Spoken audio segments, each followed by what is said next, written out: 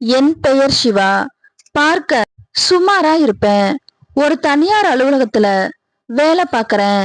என் அம்மா பேரு கோகிலா. அவங்க கூட பிறந்த அக்கா இருக்காங்க. அவங்க பேரு லட்சுமி. இந்த கதையின் நாயகி என் பெரியம்மா தான். சரி, கதைக்கு போவோம். இந்த சம்பவம் நடந்தது விடுமுறையின் போது. விடுமுறைக்கு என் அம்மா எங்க பெரியம்மா வீட்டுக்கு போக சொன்னாங்க. அவங்க ஊரு திண்டுக்கல் பக்கத்துல உள்ள ஒரு கிராமம். அங்க பொழுதுபோக்குக்கு ஒரு வசதியும் கிடையாது. என் அம்மா கிட்ட நான் எவ்வளவோ கெஞ்சி பார்த்தேன். அம்மா, உன் பெரியம்மாவுக்கு யாருமே இல்லடா, பாவண்டா அவங்க, நீ போய் ஒரு 10 நாள் மட்டும் இருந்துட்டு வந்துருன்னு சொன்னாங்க. என் அப்பாவும் அம்மா பேச்சுக்கு மறு பேச்சே பேச மாட்டாரு. சரி, 10 நாள் தானே, பல்ல கடிச்சுக்கிட்டு பொறுத்துக்கிட்டேன்.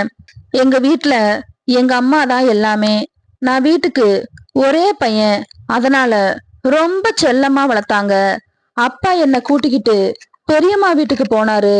அங்கு இறங்கியதும் எனக்கு தோணுச்சு, ஆமா, அது ஒரு அடிப்படை வசதி கூட இல்லாத கிராமம்.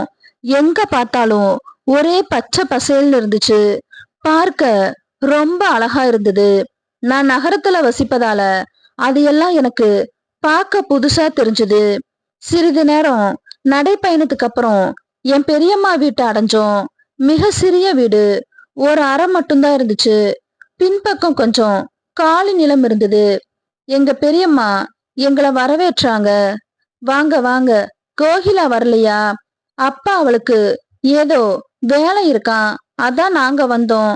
என் பெரியம்மா என்ன பார்த்தவ, வாடா என் ராசா, இப்பதான் இந்த பெரியம்மா இருக்கிறது உனக்கு ஞாபகம் வந்துச்சா? எவ்வளோ பெரியவனா வளர்ந்துட்ட. நீ குழந்தையா இருக்கும்போது உன்னை பார்த்தது. எவ்வளோ பெரியவனா இருக்க. என் கண்ணு பற்றும் போல இருக்கு. வாப்பா, முதல்ல உனக்கு சுத்தி போடணும்னு சொன்னாங்க. என் அப்பா சரி நான் கிளம்புறேன் என் பெரியம்மா கிட்ட சொன்னாங்க. அதுக்கு என் பெரியம்மா என்ன அவசரமா வந்ததும் கிளம்புறீங்கன்னு கேட்டாங்க. அதுக்கு அப்பா, ஆமாங்க, ஆபீஸ்ல நிறைய வேலை இருக்கு, போய் பார்க்கணும்னு சொன்னாரு. அதற்கு என் பெரியம்மா, ஆபீஸையே பார்க்காதீங்க, கொஞ்சம் என் தங்கச்சியும் கவனிங்கன்னு சொன்னாங்க. அத அர்த்தம் எனக்கு புரியல. அப்பா என்னை விட்டுட்டு கிளம்பிட்டாரு. 2 நாட்கள் மிக சாதாரணமா போச்சு. அதற்கு முன் என்னை பத்தி சில வரிகள். நான் படிச்சது ஒரு தனியார் பள்ளியில, அதனால அங்க படிப்பை தவிர வேற எதுக்குமே இடமில்ல. 24 மணி நேரமும் படிப்பு படிப்புன்னு கடந்துட்டேன். சொல்ல போனா எனக்கு சில விஷயங்களை பத்தி அடிப்படை கூட அறியாம இருந்தேன். ஆனா நான் இங்க இருந்த 10 நாள்ல என் பெரியம்மா எனக்கு அனைத்தையும் கற்றுக் கொடுத்துட்டாங்க. எப்படின்னு பாப்போம். எங்க பெரியம்மாவின் வீடு மிக சிறியது. நான் இரவுல தூங்கும் போது என் பெரியம்மாவுடன் தூங்குவது வழக்கம். முதல் 2 நாட்கள் சாதாரணமா போச்சு. 3ஆவது நாள் நான் காலையில முழித்து பார்க்கும்போது கீழே இறங்கி இருந்துச்சு. எனக்கு என்ன நடந்துச்சுன்னே புரியல. சரி செஞ்சுக்கிட்டு வெளியே போனேன். என் பெரியம்மா அனைத்து வேலைகளையும் முடிச்சுட்டு பக்கத்து வீட்டு அக்கா கிட்ட பேசிட்டு இருந்தாங்க. நான் வந்ததும், வாப்பா, இப்போதான் எந்திரிச்சியா? அந்த அக்கா, இது யாரு புதுசா இருக்குன்னு கேட்டாங்க. இவன் என் தங்கச்சி மகன், ஊர்ல இருந்து வந்திருக்கான், லீவு, அதான் 10 நாள் இருந்துட்டு போலான்னு வந்திருக்கான். பெரியம்மா சொன்னாங்க. அதற்கு அந்த அக்கா, பார்த்தா பெரிய ஆம்பளை மாதிரி இருக்கான்னு கேட்டாங்க.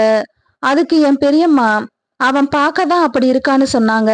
அந்த அக்கா நம்பவே இல்லை. ஏன்னா நான் பெரிய பசங்க மாதிரி இருப்பேன்.